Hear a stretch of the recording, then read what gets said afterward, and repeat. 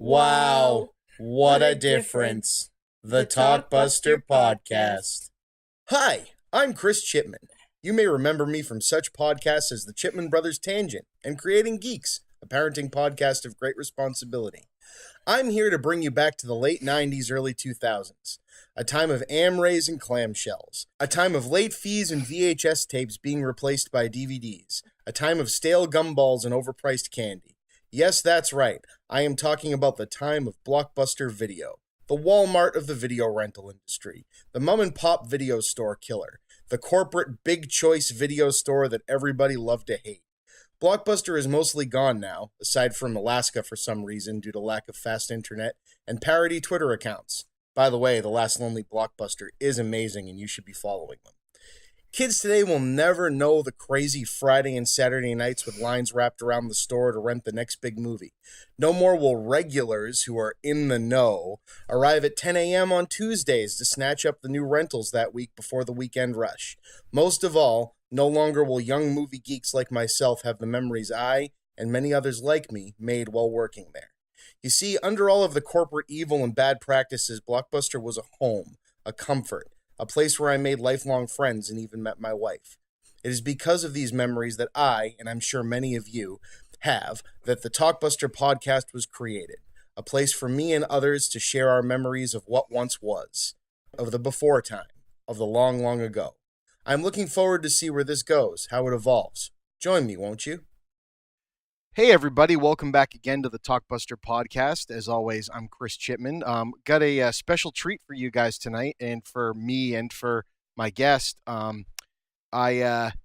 is the first time a fan has ever got in touch with me about being on one of these, and even though I've only been doing this for a year, I didn't realize I had fans that were that into it. So this is really cool. This is awesome. So I'll let you introduce yourself, buddy. Hi, I'm Bill Cariola.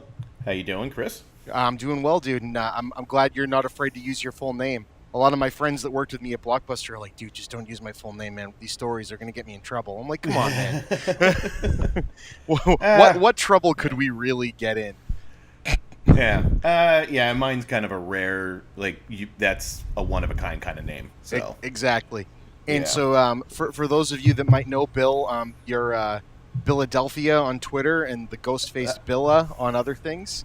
Yeah, I think it's Philadelphia, PA on Twitter. Yeah. And it's usually Coop to Bill is another one I go by. Oh, that's awesome. Coop to Bill. Yeah. Yeah, I had an old roommate. He loved to give me weird nicknames that just sounded like my name, and I ended up with a million of them. But Ghostface Billa, Coop to Bill were ones that, and Philadelphia were the ones that mainly stuck. So my name is Christopher Cook Chipman. So not only in kindergarten did I have to spell a really long name, but I had, chocolate chip a cookie and chips and gravy in college. I would have just went with Triple C. Triple C, right? I mean, it's earlier in the alphabet than Triple X, which is better than Vin Diesel. That's how that works. And you could do a playoff, if you had Photoshop, you could do a playoff the whole Triple H thing. You could have a whole motif going. Oh man. Yeah, right. I am full of good ideas sometimes. Sometimes I feel the exact same way. In fact, if this doesn't go well, that'll just be the new title. We're full of good ideas sometimes. Sometimes. So everybody who's been listening to this so far knows a lot about me, but here's even though you have your own thing, which we can plug later on. Tell the internet about you before we get into where your video store tie-in is. Yeah. I'm an IT tech. I'm based out of Philadelphia. I just hit 40 this year, so that's been fun. And I have started kind of my own amateur kind of web show, which I'll get into later. But I think I contacted you because I found you through your and Bob's Chipman Brothers Tangent. And when you started the Patreon, I was like, I like that podcast too much, so I'm going to chip in for that too. Yeah, we started going back and forth. Yeah. Yeah. And then I started listening to this, and it kind of made me all nostalgic from when I had a lot of friends that worked at Blockbuster, and I worked at my own video store too. And I did send you the photo of yes, you did. The giant highway view, mobile gas station style Blockbuster sign. Yeah, it's in South Philly, and it's been up since the 90s, and I think it's 40 or 50 feet in the air. Jesus. And they just never bothered to take it down. So it's just still up to this day. Does it And I get still all light like, up? You know, I don't know. I wasn't there at night. I'll have to check that out the next time I'm in that area. Because wouldn't that just be creepy? It's like in this ghost town, all that is left is the glowing blue and yellow beacon of hope. Yeah. And it shines right above a furniture store. So. The only thing left of my Blockbuster is the blue pole. They took the sign down, but they left the pole. Yeah. You see, yeah. Oh man, lot of nights spent in that store. So I take it I think you were the one that sent it to me actually. Now that I think of it, the opening of the Captain Marvel trailer for people that haven't seen it. Oh yeah, I geeked and I was like, oh, I gotta send that to Chris right away. dude, I glazed over. I couldn't believe it. It's like, not only is it awesome to see, but it's also quite. I mean, I'm 34, you're 40. Yeah. How fitting and weird is it that we are now of the decade of age group where they can start period piecing us by pop culture things in our lifetime, right? Like, it's one thing for like an obscure thing like He-Man to show up in the background in a movie or something like that, but man, you can't deny what time period that movie's supposed to be taking place in just by that. You can't. Yeah, it's perfect. Unless it couldn't have been any more 90s unless she fell into a vat of Jolt Cola and Dan Cortez pulled her out. Right. So. and like even down to the like look of the shelves, because Blockbuster in its death knell days were kind of like the wire hangered like cheapo video store kind of shelves, but they had those wooden like IKEA style shelves that would discolor. That would just go on for miles. Yeah, just miles. Yeah. And it's a terrible design for a video store because they would put the shelves in a way where if you're standing up in the pit in the front, which is where the cash registers were, you were looking at the front of a shelf, not down aisles. So people could just stick a trash bag in the middle and just fill them up. It was ridiculous. But yeah, I mean that trailer really got me. So so you came to me with a pretty unique take on the video store thing. Well, it's unique to me because working for Blockbuster, we didn't allow the kind of movies that were at the stores you worked in. So correct. We're giving them little tidbits, hanging that carrot out. But tell the story of how that ended up. Well, I heard your last episode, and the guy's name is blanking me, but it was like a different video store, and I was like, worked for Movie Gallery. That's right, Movie Gallery, and I was like, oh, I guess they'll probably expand to other video stores. So I messaged you. I was like, hey, I noticed you'd mentioned that you were looking for guests, and I used to work at a video store. Full disclosure, it was a porn rental store, and you're like, oh, that could be just fun. Let's do it. I was like, okay. Exactly. We only ever got porn when it was people's homemade stuff that they returned. Yeah, we had that too. So the video store I worked at was called Excitement Video. It was like a smaller chain. It was actually there was one or maybe three in the city, and there was a couple more out in the burbs. So it was actually fairly big for the most part, and they specialized mainly in that. That's crazy. So they had regular videos too? So like a wall. The store I originally got hired in, it was near Fronton, Oregon, in South Philly, and it had been open probably a bunch of years by that point, and they'd passed a law a little while after that you had to have so many regular movies to so many adult titles. But since the store was open before that law, they were grandfathered in, so where they didn't have to do that. But if they altered the store in any way or changed the layout or tried to expand, they would have had to start doing it. So the store was basically the size it was going to be. And that was it. And it was kind of like oddly cramped, but I started working there, I want to say I was probably like 2021, so this had to be 98, 99. Yeah. Because I was in a band at the time. That was going to be my big job, which never panned out. So having a video store job was kind of perfect, and the hours were flexible, and I could just either do mornings or nights and here and there. I ended up working there for a good maybe year or two, so I was there for a while.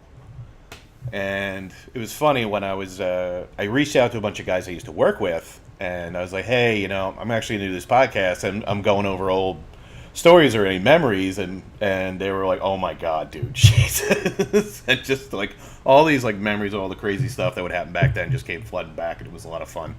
So isn't it great? It's like I said before, it's weird how that job, even though you were in a different kind, it's something about that camaraderie, something about the type of person that type of job attracts. Whether it's the kid that just needed a job, you don't usually get those people. It's more like there's like an attachment to it. Whether it's it's just something about the format. You know what I mean? And it was like funny my because whole I was wedding one party of were people I worked with. So keep going. Sorry. Yeah. No, it was funny. I was just thinking of this. I didn't realize it was. I was one of 3 musicians that actually worked there, so that was like the perfect job for guys like that. Right. Where it was like I can kind of get a full time, but I can also kind of leave time to try to do that. Chase my art. Oh yeah, and chase it. I did to not much success. So What kind of band was it? We were, God, at that point we were kind of a hardcore band. And I use that term extremely loosely, but it sounds about the right time period for that. Yeah. Since that's what I was listening to at the time. Oh yeah. We never really got a lot, but it was fun. It was something I did. I did it for a lot of years, and then I joined a pop punk band after that, and which is the natural progression from the hardcore band. Yeah, it totally is. I'm like, all right, I've had enough of that. I want to sound like the Descendants. So ain't nothing wrong with that. My favorite band. I just saw them like 3 weeks ago. They were in town. Well, now that is a podcast for another day. It totally. We is. could. Oh man. Talk about that. Yeah. Yeah. So I've got another. I'm calling it Shooting the Shit with Chippa, which is the podcast where I can't come up with a whole top point of a show to be the same thing every week, where I just come up with a topic, kind of like with your idea, right? Where you have people on that are really into something. And my idea was, it could almost be like a late night kind of interview show, right? Where I have, say, I got a friend who does, one of my buddies is a ham radio operator for Massachusetts emergency response during storms. So I was going to have him on and let him talk about that, because I bet he's got some cool stories, right? Yeah. I mean, he worked the marathon when the bombing happened. Oh, right? wow. He just happened to be there. You know what I mean? Because that was a crazy day. Living around here anyway was crazy. But knowing someone who was right in the middle of it in that sort of level. So someone local that wants to pitch something, maybe I'll end up getting local people running for office. Like Lynn City Council. Yeah. I don't even know, but music and particularly the Descendants of bands like that. Oh man, that'd be great. Yeah. Oh yeah. That'd totally. be great.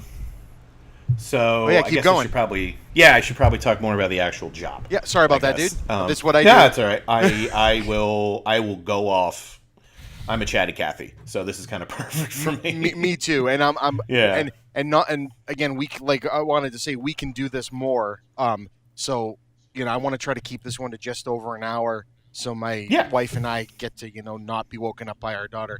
But again, that's not about you. That's just about me trying to. Fine. I never do that. I always end up going. You've probably listened to them way longer, but I'm trying to be better. Yeah, believe me, I try to do the same thing on mine, and at some point I'm going to abandon it. So okay, 3, 2, 1. Porn store, go. Yeah. So I was actually, funny enough, I was a customer first. Well. For the whole internet to hear. I'm just messing around. I'm just fucking around. I was like 19, 20. Come on. Yeah. All right. It's fine. And then they had a sign about help wanted, and I was kind of out of work at the time. So I was like, okay, well, hey, I have no video store experience, but I'll give it a shot. And I interviewed, and they were all right. We'll have you start. And it was pretty pretty much what you would expect. So the system, the database, quote unquote, and I don't know why I just used air quotes and we're talking over voice. You so, know, anyway. I could see you doing it, which is really funny. Even Yeah. So the system was one of those old green screen terminal things, and the PC was this giant box taped back up.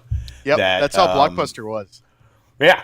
So, and it was pretty simple. You enter in the information, you ring up the code, you punch in, and there was it was a simple letter number system. It was like 2 letters and then 4 numbers, and then that's how they kind of cataloged everything. And there would be like the first section you walk into was stuff on sale and new release, and then the back sections were all kind of organized by genre, so to speak. I don't know how.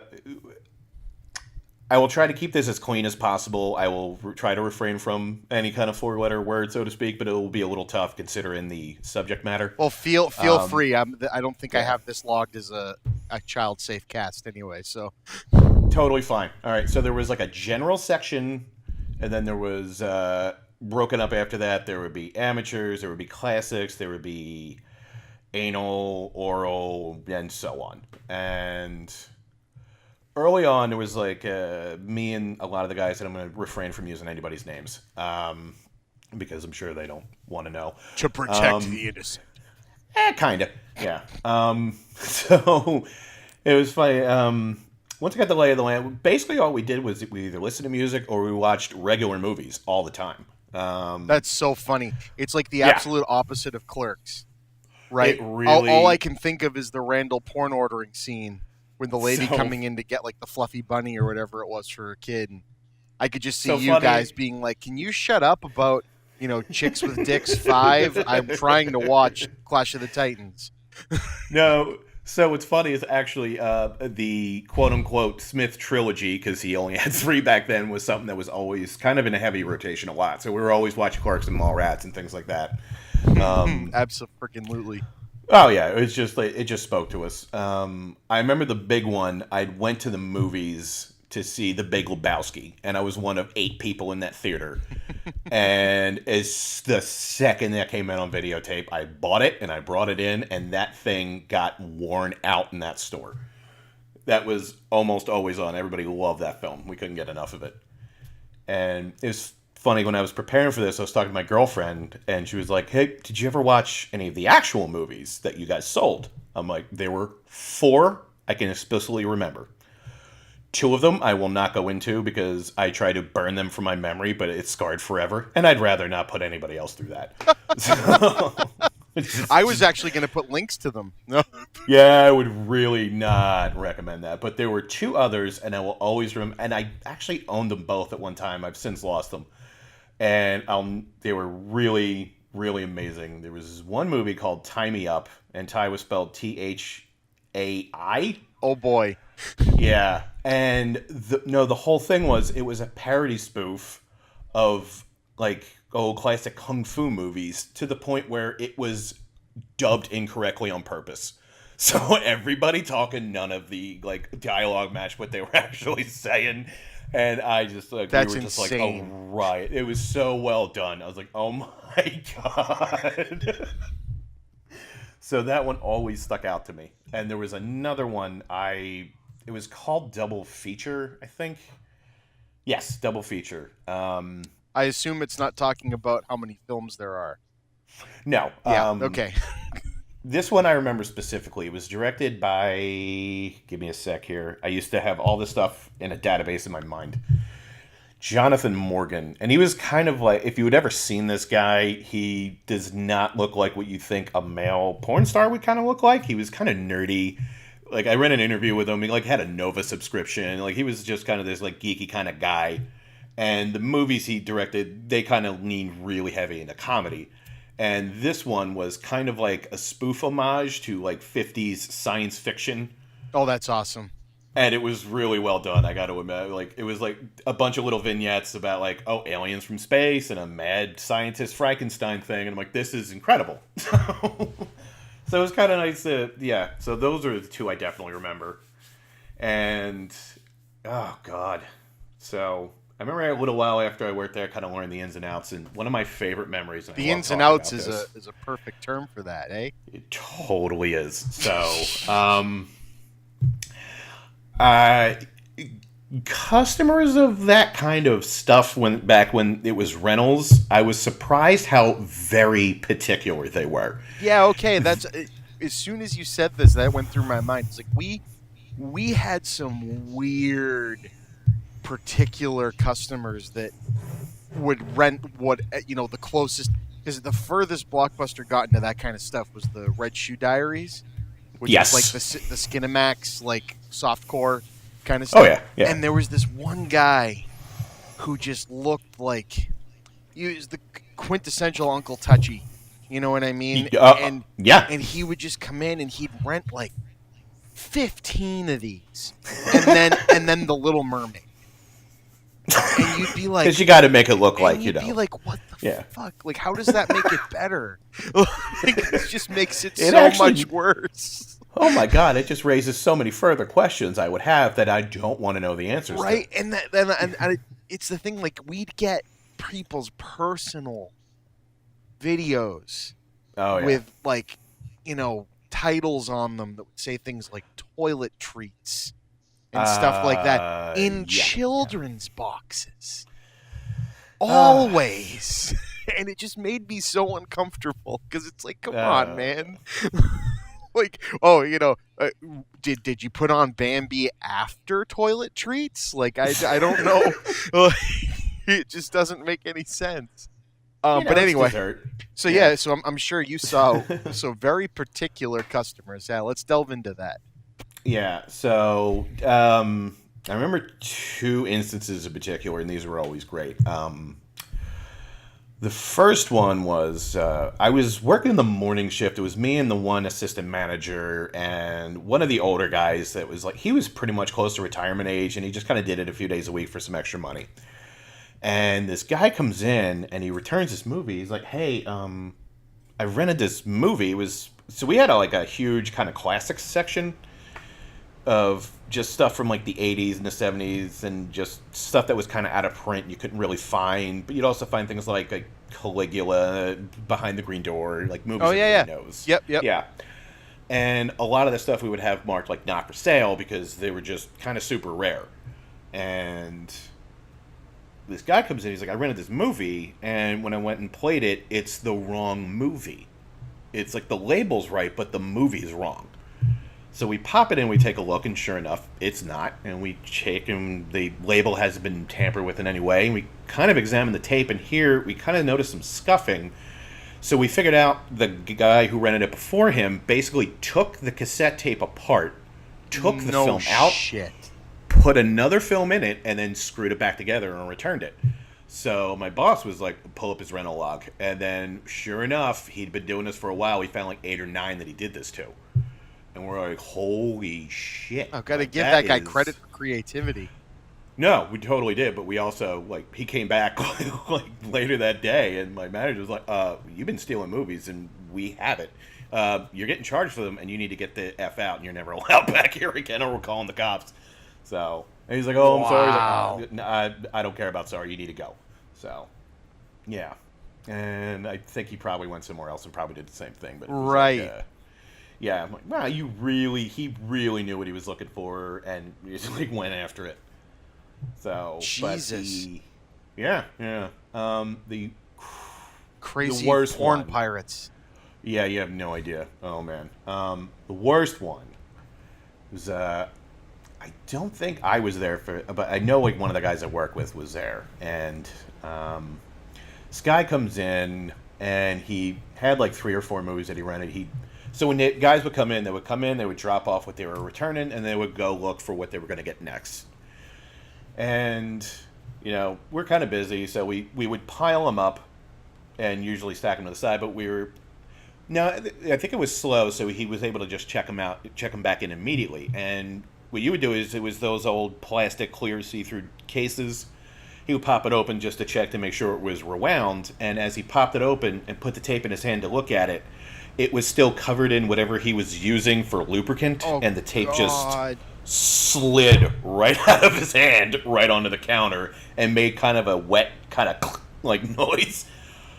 And you just like see, and this is before hand sanitizer was readily available.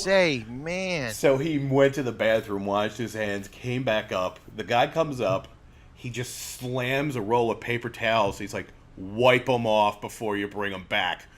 And the guy's like, "Oh my God, I'm so sorry." He's like, "I don't care. Wipe them off right now." Made a whole scene. The whole store kind of stopped dead.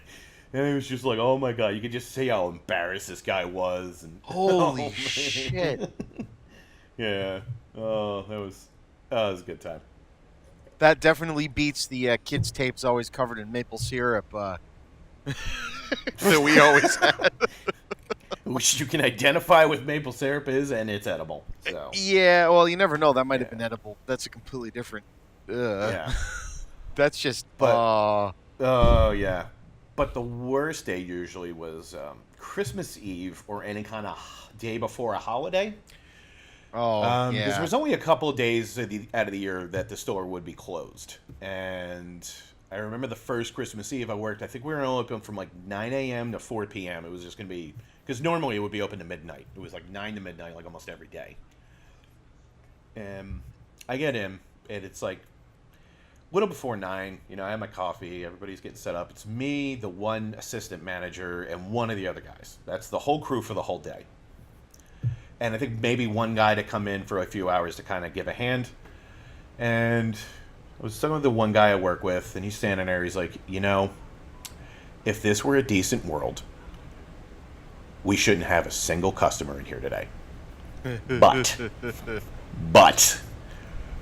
we're closed tomorrow for Christmas, so tomorrow's a free rental day. Prepare for mayhem.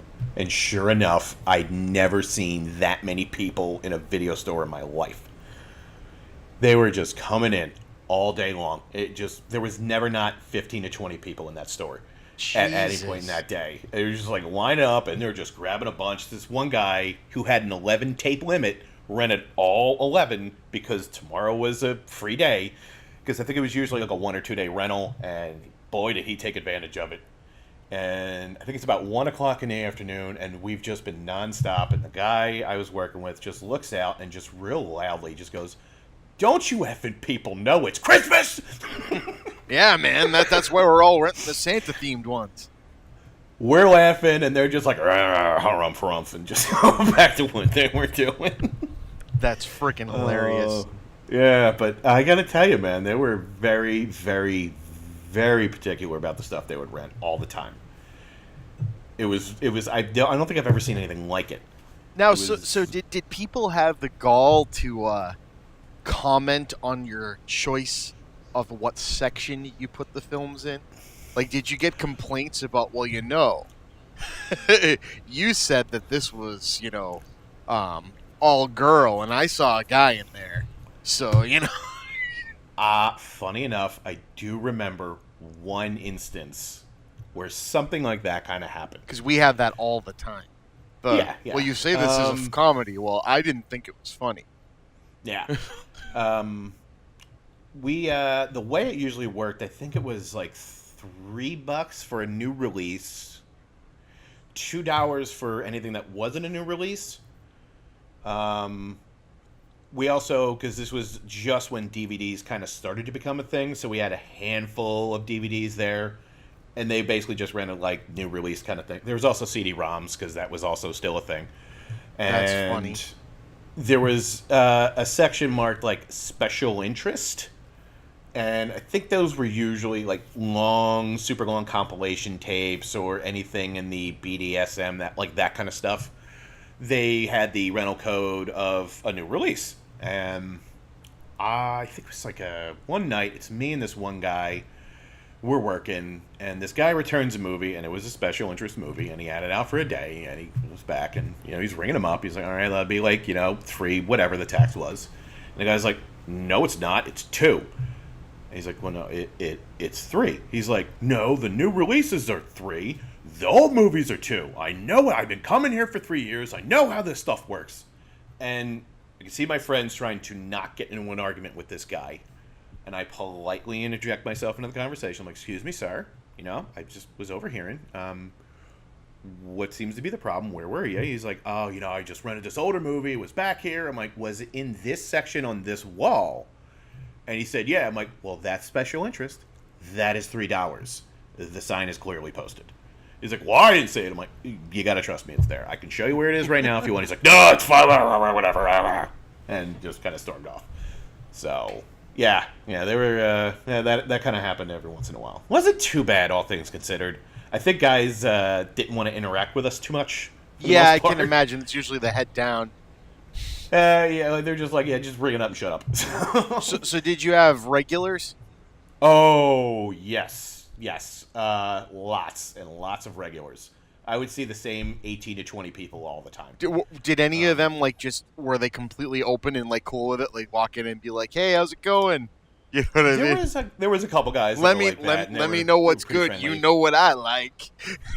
Yes. There would be... I remember one guy, there was one movie, and I don't remember what it was, but he memorized where it was on the wall behind us.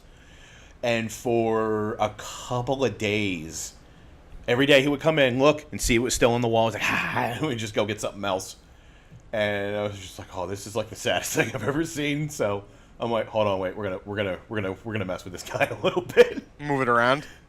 No, so I took, because what we do, they would bring up the giant, case, they came in those big cardboard kind of cases, they were oversized, so there was no way this wasn't anything else. Like the old porn cases, because they were gigantic. And I grabbed basically the case that you would put out for display, and I put it out in the new release, just to mess with him. And his eyes lit up, and he grabbed it. And he comes up, and he's like, all right, I'm renting. I was like, oh, I'm sorry, somebody put this back by accident. And he's like, oh. Kind of just sees his face kind of drop, and he was like, oh, okay, I'll just get these two then and go on his way. Oh, Jesus.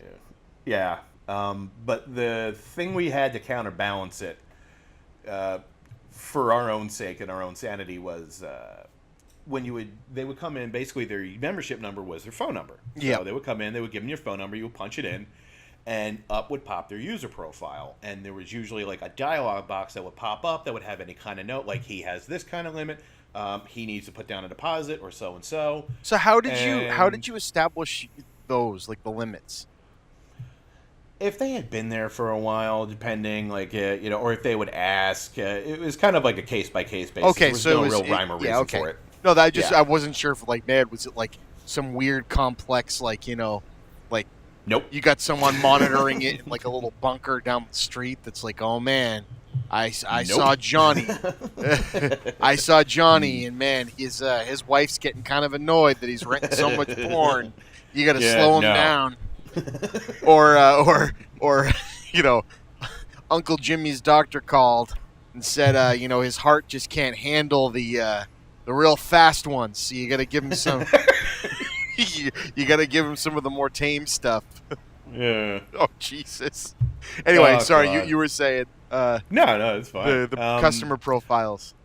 Yeah. So what everybody who worked there started doing is they would kind of leave funny stuff in there of this guy's just a human, tumor or whatever. Oh yeah, we had so much fun. Oh God. And there was one in particular, and I never remember this, because so there was a general manager who didn't work out of our store, but they worked, we had a store in Reading or something that was a huge, big store. And they came in, and we would see this person from time to time. It was super rare. So they come in, and I think they came in a morning, and it was a little short-staffed, so they ended up helping out. And this one guy comes up, he gets his movie to rent, types on the keyboard, she kind of tilts her head, looking at the screen kind of funny, but continues to ring the guy out, and goes up to my assistant manager, is like, hey, can I ask you a question? And they're like, yeah. He's like, why does that guy's profile, his message comes up, why does it say, likes it when you rub his tum-tum? That's awesome. Oh my God, his face drives wait, I don't know how that got in there. Like somebody probably, I don't know. So That's man. genius. Oh, so it would be random things like that. It was just like, how can we make you laugh while you're ringing somebody up that we kind of can't stand? Right, and it was at Blockbuster. It was two different ones. It was called like S-Bal and T-Bal, were the printouts, Okay. and there were two different kinds of notes. And like, one was the manager override, so basically only managers could print this report, and that's where we'd put like the things we didn't want the customer to see. But if they wanted the other thing, like, show me my rental history, we could write things like, we checked this movie in at 12 o'clock. You know what I mean? He's lying, or something like that. But we got in trouble a lot because there were some managers that didn't know which way to use it. So they put things like, this guy is a complete prick, right on the shirt. You'd be oh, yeah. Or we had to get a little creative with it, but yeah. We had one guy who we, quite on the nose referred to as White Michael Jackson, who came into the Woburn store when I worked there all the time, who was this creepy, he looked like Jim Gaffigan. Okay. And he wore a studded white glove on his left hand. We don't know why, we never asked him, and he would click on the counter with it. Like when he was waiting to check out, and he was just super creepy. Like, and not even in like, he didn't really, he was very like, he'd like sulk around and like breathe real heavy. And it was just a creep. And, and we had a girl that started working there, and he'd like bring her gifts, and that got, started getting very uncomfortable. Wow. Only just a lot. That's, okay. Wow. Yep. Oh my God. I remember there was one, oh yeah. Okay. So, all right. There was this one customer that always come in every couple months. This guy would come in, and I'll leave names out, but basically his girlfriend used to be in movies, like in the early 90s or mid 90s or something. And she'd only made a handful, but enough to where you could probably find them. Yep. And so what he would do is, every so often, he would go around to all the shops in the area. Do you have any movies with this person? And they would just buy them just to get them out. So just to kind of just make sure that they aren't like laying around somewhere. Oh, like, wow, that's what? Yeah. So every so often you come in, do you have any with this person? And we're like, I don't think so, no. We have this one. He's like, oh, cool, I'll buy that. I really like them. So it's basically just to hide the fact that his girlfriend was in these movies, I guess, was the plan. But that's a bad plan because they just keep cranking them out. Yeah. Your plan is not good. I don't know what he's gonna do now that the internet's been invented. So I think he's probably just gave up. So. Oh, poor guy. Yeah. So yeah, that was kind of how that worked, and we would get a lot of we were in the kind of place where it was kind of like a strip mall kind of thing. So the layout was, it was our store, and then there was a Radio Shack next door. Always. Which I don't even think was operational at this time. I think it had already moved out. And then right next to that was a place called Cheerleaders, which was a go-go bar. That sounds about right. Which I'm like, yeah. Yeah, and it was, you could go, you get food. They served alcohol, but they couldn't show nudity. It was really weird how that whole thing was set up. I never quite understood it. And I never So you really get a lot of people coming in that were all worked up. Yeah, sometimes. Yeah, that was or you get a local athlete every once in a while, which just made it even weirder. So, yeah. Yeah, like every once in a while, like a guy that played for the Phillies or like one of the Eagles, and we're like, is that who? Yep, so what'd you say the name of the town this place was in was? It was in South Philly. South Philly, okay. I just wanted to make sure. Yeah. Oh, is it like in a fairly crowded area? It was, is it like very urban, like lots of customer base, lots of traffic? So where Front it looked like that from the pictures of the at least. Yeah. Well, at the where Front in Oregon is, you're not far away from where the stadiums are, because all the stadiums are south of the city. That's where everything is. And where we were, it was actually, this was an odd setup. So there was like a Toys R Us a little further over from us, and a bunch of random stores, and this thing called the Oregon Diner, which is kind of a well-known establishment down there. And across the street from us, there was it was like a, God, what was that? I think it was like a Wendy's and things like that. There was also this check cashing place, which I forgot about this, and the one guy I worked with reminded me, because we were also not far from the ECW arena, which was popular at the time, and a lot of the wrestlers would come down there since there was a check cashing place open, and they would cash checks. So you would see guys like Raven and Taz walking around all the time. That's crazy.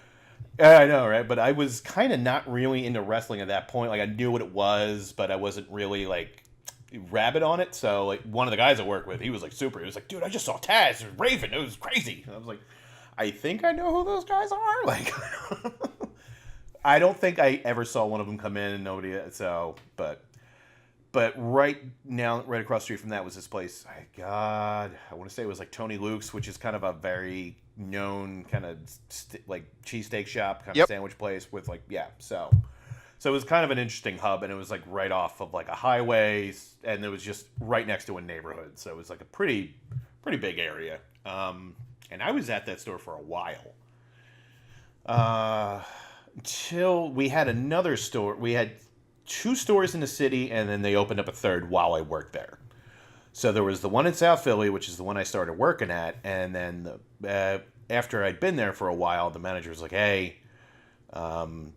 we're short-staffed at the market store. Can I send you up there to work there? And I was like, yeah, okay. And then I ended up just getting stuck there. And this was at like right near the corner of 3rd Market, which is right in Center City, which is in the middle of everything. All the big businesses are kind of down in the Center City, and this was like kind of the old city area, which had just been like kind of revitalized. It was pretty popular, and foot traffic was a little different there. So I remember the store. It went just straight back. It was a straight line, and there was like kind of like, and the setup was just the wire like shelving where you just shove shit on there. Yep.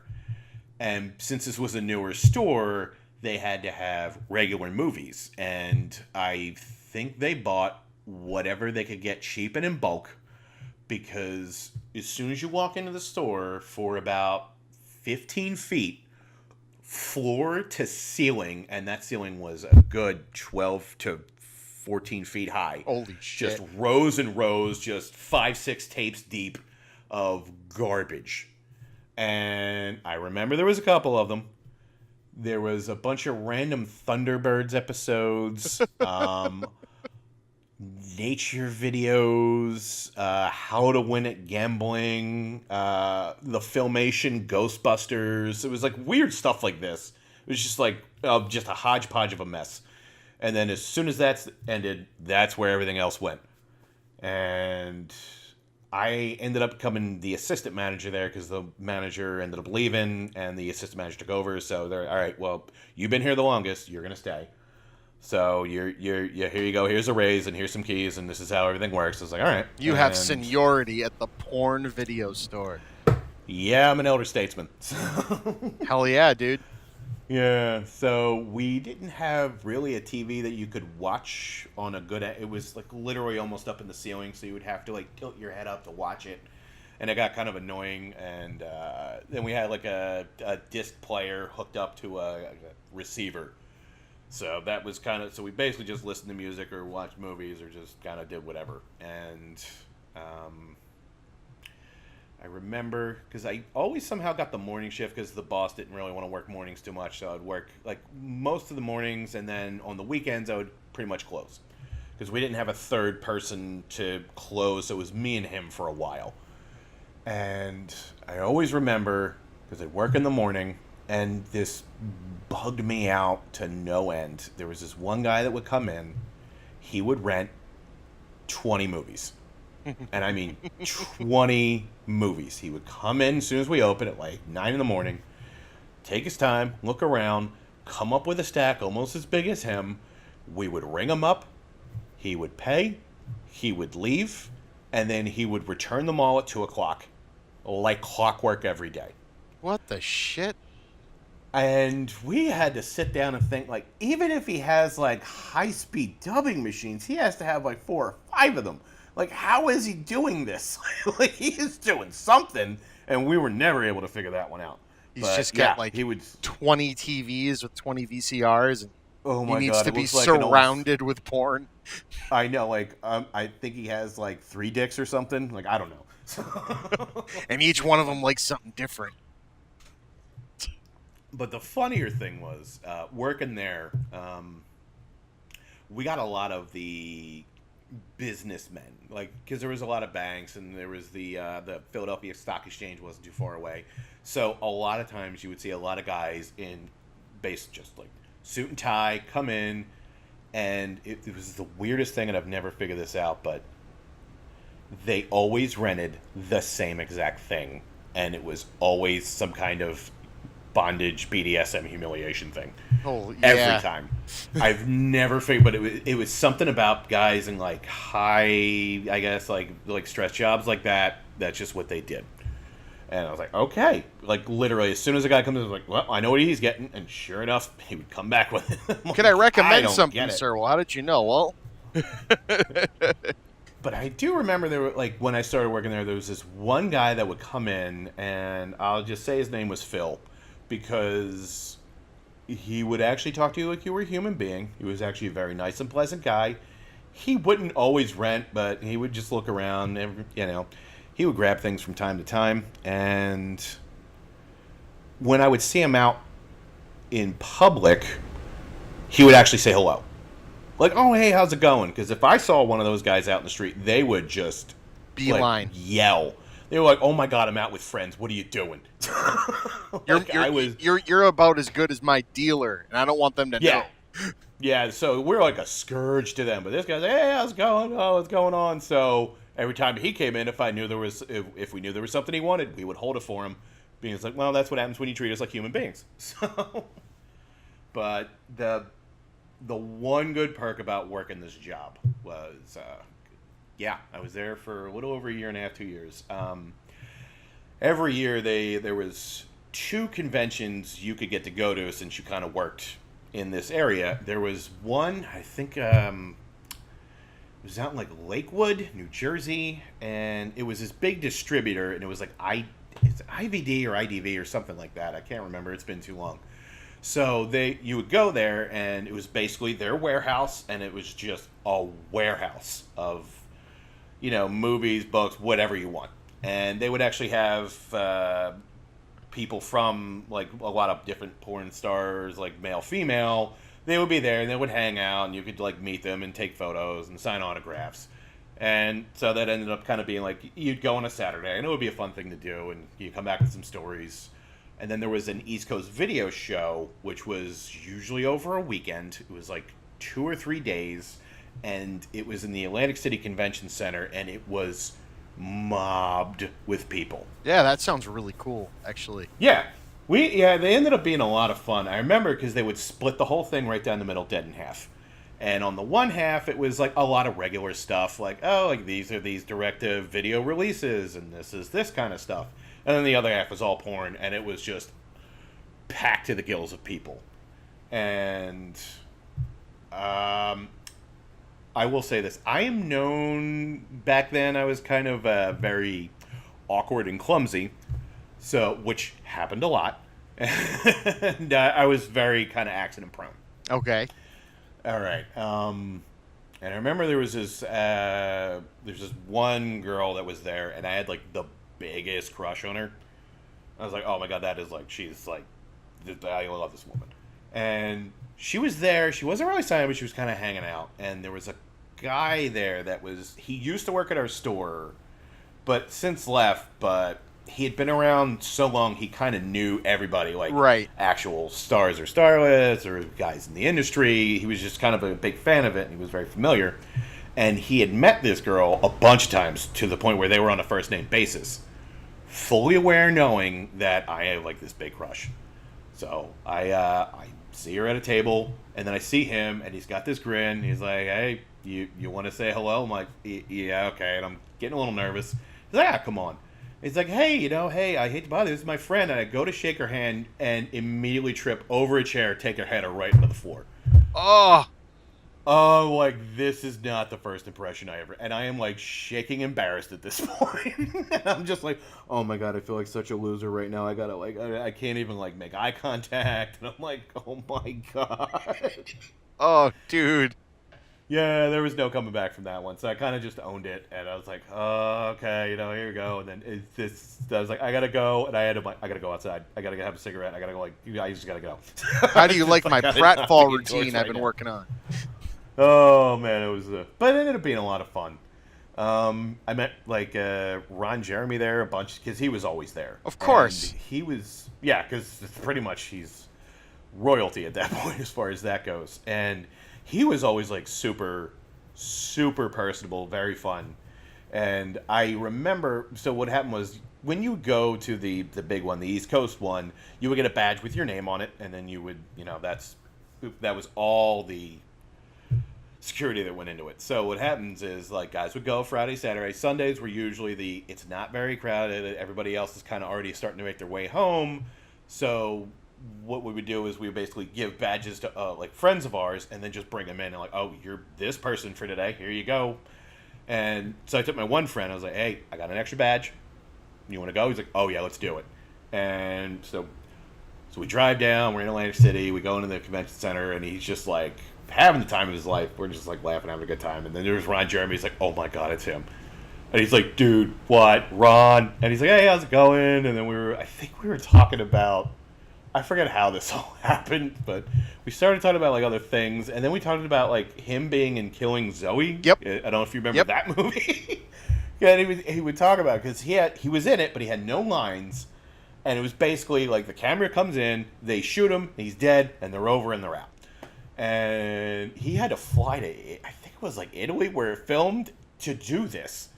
And he's like, yeah, that was a lot of fun, hanging out. And like he literally like got on a plane to Italy. He showed up for like a day shoot, and then that was it. That's awesome. So he definitely was dedicated to his craft. Everybody I know, or any story you ever hear about people meeting him, it's always the same way, that he's just like the nicest, most personable guy, and he doesn't have to be. You know what I mean? And that's what I think's great about it, is the guy's just like, yeah, it's, I'm living. I'm enjoying myself. Yeah. He also signed my copy of Orgasmo. So. Yeah, which I've lost to time. So. Oh no shit. Yeah, I actually. So if you remember the cover, on the old box cover, because that was another one I actually saw in the movie theater when it came out. It was playing at this theater near me, and it was me and my one friend and like two other dudes, and no one else was there. That's awesome. And I love that movie. Oh, I know a lot of people are like, great. Stunt cock.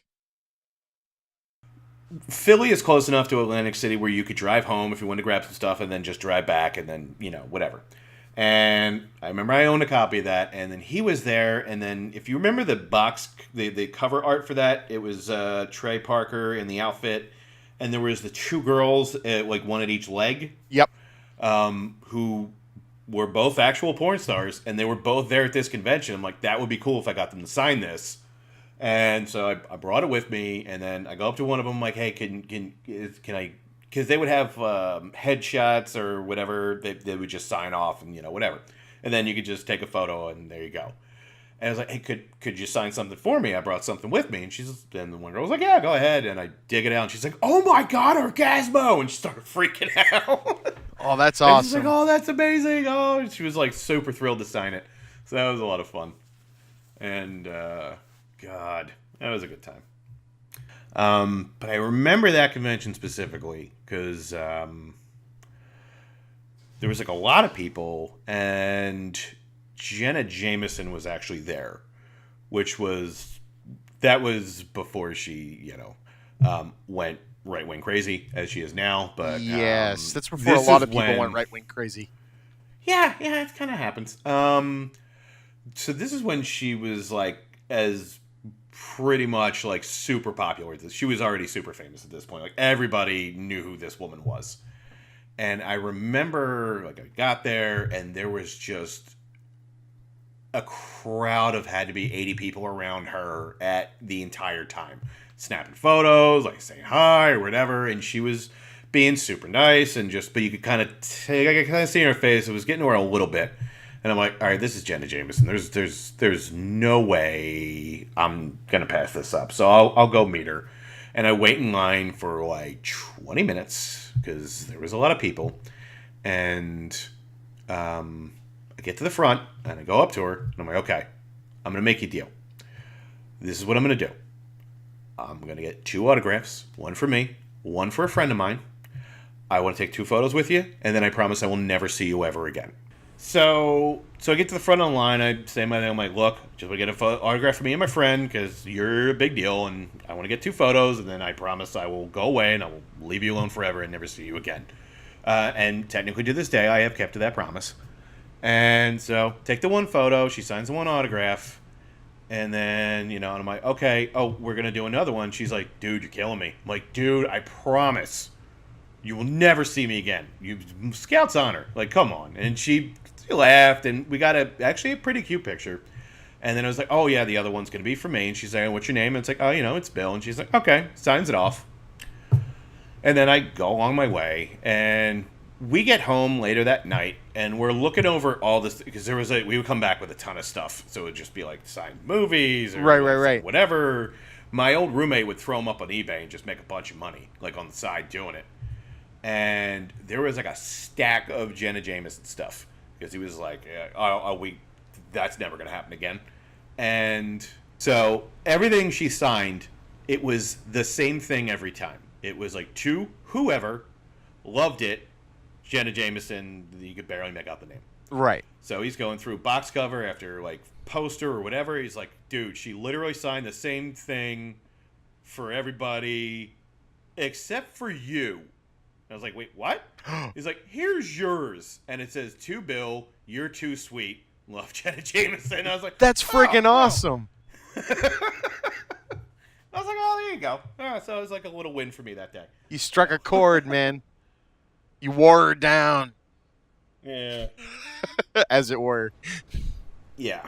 So that those trips. I think I went to 2 of them.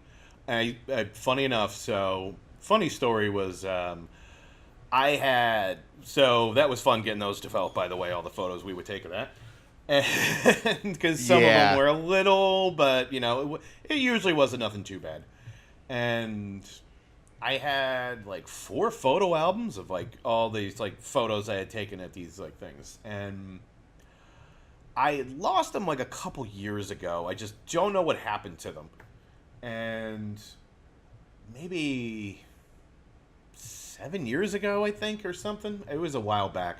I get a random Facebook message from some guy I never met, and he's like, "Hey, you don't know me, but I work at this guitar shop in town. Did you used to own this, like, whatever kind of guitar?" I was like, "Yeah, I did." I was like, "Oh, there was like a bunch of stuff in the pocket that's actually yours if you want to come get it." I was like, "Oh, okay." Here it was, all my convention photos from that time. I guess in one of like a move, I had put them in an old like guitar bag, and he was like, "Do you know what these are going to be?" I'm like, "No, I don't." He's like, "Oh, well, then you'll enjoy this." I was like, "Holy shit, I forgot all about these." And he was like, "How did you just like hear my name tag was clear in one of the photos?" And he just quick did a like Facebook search and found me, and I was just like, "Oh my god, I can't believe these still exist." So that's awesome. So I actually still own all those. So credit to that guy for actually tracking me down. Wow. Yeah. So maybe someday I'll show them off, but probably not really. So yeah, exactly. That's one of those things.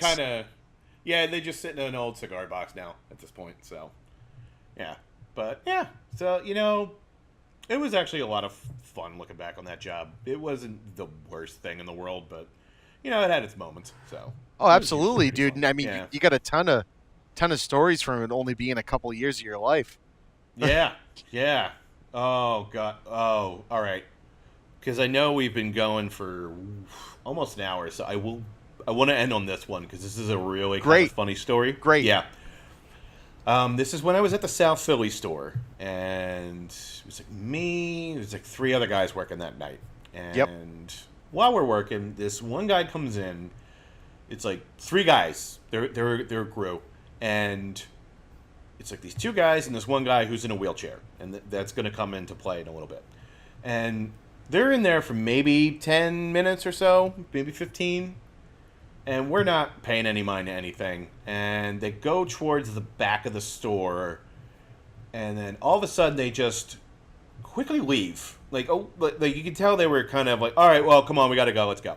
Yep. And we don't think anything of it. 20 minutes later, we have all the returns that we got that day, and we start separating them out. And the one guy I work with is like, all right, I'm going to head to the back. I'll put these away. He goes to the back. He's like, oh, my God. Just freaking out. We're like, what happened? He's like, dude, someone took a shit in the anal section. And we're like... Kid, hold on. Yeah.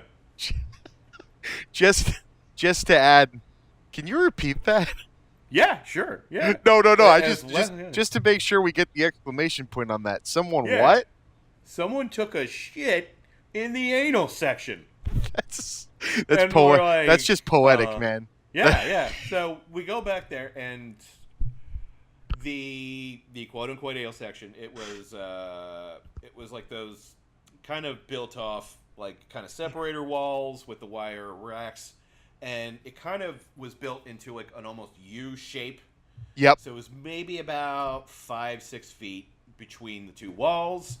And it was literally like on the floor, a perfect line of like, here's a poop. Then like a few inches, there's a poop. And then there's a poop. And it just made a perfect U around everything and then trailed out. So what we figured out was we think that the guy in the wheelchair probably like lost control, and it's not his fault. And just went and then got embarrassed and left. And we were like, we gotta clean this now. And I remember the one guy I worked with, he's like, oh my God, I work at a pet store, and I've never smelled anything this awful in my life. And it was just, there would be these like weird kind of spots on the carpet for the rest of the time I was there where they couldn't quite get it out. So it was like a slightly off kind of spot around there. So... But, oh my God, just the look on his face. We're all, like, grossed out, but now it's the funniest thing that's ever happened. Oh, that's friggin' hysterical. So I'm like, yeah, only an excitement video. There you go. I think that takes the cake right there. Mm-hmm. That's awesome. Oh, man. Yeah. All right, yeah, so we have been going for a while. So, you've listened to this before, right? I don't know if you had a chance to think. I know that, with the porn store thing, it doesn't fall in, but I do this little thing where you remember Blockbuster would have employee favorites, and people would get a free rental along with it. So I was thinking about what I would say for an employee favorite. So I'm gonna say you work in a porn store. It made me think of John Waters. That's all I can really think about when I think about a porn store or like weird kind of movies. And I went to Serial Mom. You ever see that one? Oh, nice.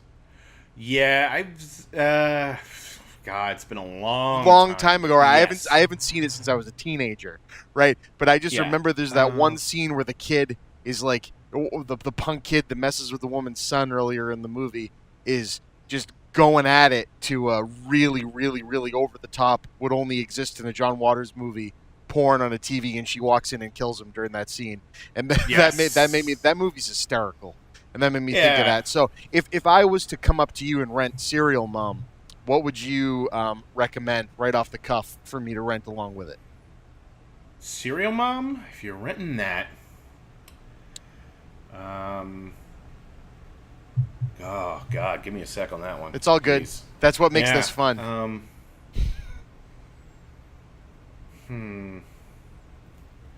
See, do I want to compare it to something at the time, or just something you like, or something that makes your brain pops in? I'm trying to think of. Okay, if you like Serial Mom, I would probably, if you want to stay in the black comedy kind of dark comedy, I would probably push on you Tucker and Dale versus Evil. Fuck yeah. There you go. They would totally go hand in hand. Yes, they would. All right, so what about you? What's your employee favorite, if you will? My employee favorite, just film? My favorite movie of all time, or just something like, say you were going to come up and rent it. You know what I mean? It'll help me, because then I have to come up with one for you to rent along with it. So just throw something out there. Okay. Let's say I come up and I rent Ex Machina. Oh shit! All right. Yeah. Well, hey, well, if you rent Ex Machina, we'll do a twofer. But have you seen Annihilation? Oh yeah. Because it's the same director, man. And I That's mean, right. maybe I'll Yeah. just leave you with that. You should rent Annihilation along with Ex Machina because they're both freaking great. I can't believe Yeah. more people didn't see either of them. You know, I did. Yeah. But oh man, that was really good. Oh, Oscar Isaac was so good in that. hell yeah. Everybody, honestly, everybody. I think that was probably one of the most unsettling scenes I've seen in a movie in a while. Was the scene where they're in the house and they hear the woman screaming. Here it's this bear that just copied her voice. And it's just like, what the hell's going on here? You know, now that you mentioned things copying people's voices, have you ever seen The Ruins? No. It's No, a that really doesn't it's a strike really freaky book. The movie's not quite as good, but it has this cool thing where it's this ruin and these people, you know, they go off on like a tour of it, right? And they've got you know, a local guy takes them and they go up on top of this ruin and then he disappears and it turns out inside this ruin there's like this plant that's Okay. living in there that slowly makes its way up out of the ruin and starts offing all of the people in really, really nasty ways.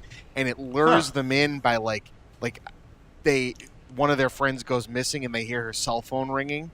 Yeah. So they go down in there, but the cell phone's smashed and destroyed, and the plant is mimicking the noise of it to like Oh my lure them God. in there. And I'm like, that's fucking creepy. And it turns out that it's, you know, a ritual sacrifice, and all the townspeople come out and make them stay up there until the plant devours them. And it's like it's kind of a cool, freaky little movie.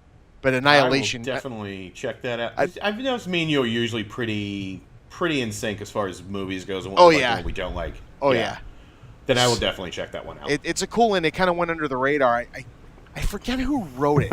It may have Okay. been the book may have been written by the guy that wrote Mystic River. As weird as that sounds, I don't I know believe why. Yeah. But anyway, so yeah, that about brings us to the end. You know, dude, thank you so much. Oh, dude, I can't thank you enough. This has was been a blast. It's as if we've been friends for a while, and Yeah, right? We've only really talked for the first time outside of messages tonight, so this is great. Yeah. I'll pitch my stuff real quick. Everybody listening, check out my Patreon. You know, I work a day job, but single income family. The Patreon's helping me give you guys more stuff, and also supplement some income, so that's great. I do the Chipman Brothers Tangent, Creating Geeks with my wife, and this one, the Talkbuster Podcast, and hopefully more. I can be found at the Chippa on Twitter. You can check out my YouTube channel. And Bill also, I'll be on his pod. No, it's a video cast, right? Is kind of how you do it? Yes. Yeah, I'll be so on that it's- soon. So pitch that. Tell the people about your thing. So it's called Research and Destroy. You can usually find it by that name. Basically, the idea is it's me and just a guest, and we'll pick like a single topic, and we talk about it. So I usually try to get somebody that's like, I'm really super into X. I will have you do that. So like the first one, I had me and an old friend of mine. We did the entire episode about Doctor Doom and those aspects of the character we liked, and you know, things like that. So I'm trying to get more people. I kind of took a hiatus for a bit, mostly because I had a lot of work that had to be done around the house, and then work got busy, and I was like, I need to get back into it. So I think we agree, like you and me are gonna probably next weekend we'll record. So I'll probably have it by the weekend after when I get some time to do like the very, and I mean very minor editing that I will do into this. So, Yeah, that's same here. yeah. So it's just like I put in a stinger, I make some credits, and then that's basically it. So yeah. But yeah, so if you can, check that out. You can find me on Twitter at Philadelphia, PA. And I would also plug your Patreon since I'm actually a patron. So Thanks, dude. I appreciate that. Yeah. Oh, I appreciate you. I'm a fan. I like the stuff you guys do. So Awesome. Yeah, I think that's about it. Cool. And I've been plugging recently, and I'll do it again. The Big Brown Chair is bigbrownchair.org is a movie review site, movie and pop culture review site that my buddy from college, Peter, runs. Who he's a librarian that started a movie review site. Him and I hit it off based on our love of movies. This guy had a movie catalog unlike anything I've ever seen in college, and he had it all categorized and would rent them out to people. He was very, very anal, i.e. librarian, right? And his movie review site's awesome. I did a written review, first one I've ever done for the Happy Time Murders, and that was hosted on that site. So you'll hopefully hear more from me over there. And because we have to keep saying it, I'll also say rehire James Gunn because we have to keep saying that. Yes, we do. Because that's a bunch of bullshit, and we need to get that fixed. Or at the very least, if Warner Brothers had a brain in their head, they would back the money truck up and say, hey, come make whatever you want. Exactly. You want Green Lantern? Green Lantern, please. Like, let me live that dream. Exactly. Oh, man. Oh, Jesus. Him doing Green Lantern, I think that would be 500 home runs in a row. Holy shit. I don't think we're ready for that. I'm ready. I'm ready for a really good DC movie. I'm really ready for that. I agree. I definitely agree. So because I have to go to sleep, yes. Thank you again, Bill. And thank you all for making it a Talkbuster night or day or whenever you're listening to it. Please be kind, rewind, and for God's sakes, wipe off your damn lube. Oh. I was not ready for that, but yes, please. That'd be nice.